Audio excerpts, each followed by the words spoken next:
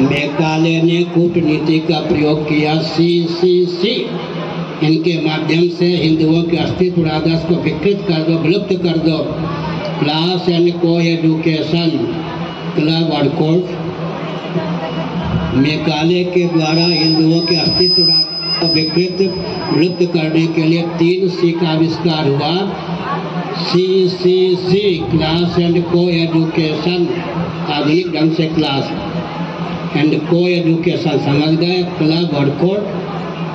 इन्हीं के नाम पर हिंदुओं का अस्तित्व आदर्श विकृत हो जाएगा। मेकाले की कूटनीति को समझकर उस पर पानी फेरने की आवश्यकता है, उसे अनुगमन करने की आवश्यकता नहीं। दोनों की सिद्धि में अखंड हो, अखंड हो, अखंड हो, सनातन धर्म की जय हो, सनातन धर्म की जय हो। ये मधुबनी में रुकी हैं, अब ये करेंगी व्यवस्था है। क्या मालूम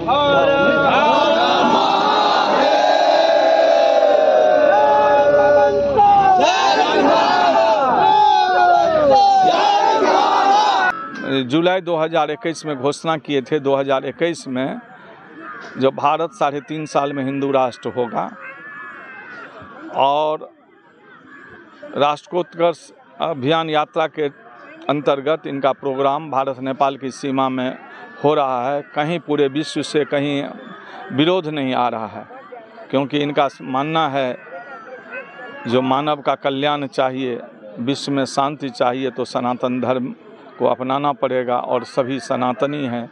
हम अभी पहले बोले थे जो मोहम्मद साहब के पूर्वज कौन थे, निश्चय हिंदू थे, सनातनी थे। ईसा मसीह कौन थे, उनके पूर्वज कौन थे, हिंदू थे, सनातनी थे। तो सबके पूर्वज जब हिंदू थे तो विवाह कहीं भी विरोध नहीं हो रहा है और सब में समानता है। कहीं शंकराचार्य जी का कहीं आप नहीं सुने होंगे किसी कोई खंडन करता है, यानी कि पॉजिटिव सोचा जाए, पॉजिटिव सोचा है। अभी तो गुलाम नबी आज़ाद जी बोले हैं, जो कदावर नेता हैं, देश के वरिष्ठ नेता हैं, जो हमारे पूर्वज हिंदू थे, सनातनी थे, ब्राह्मण थे।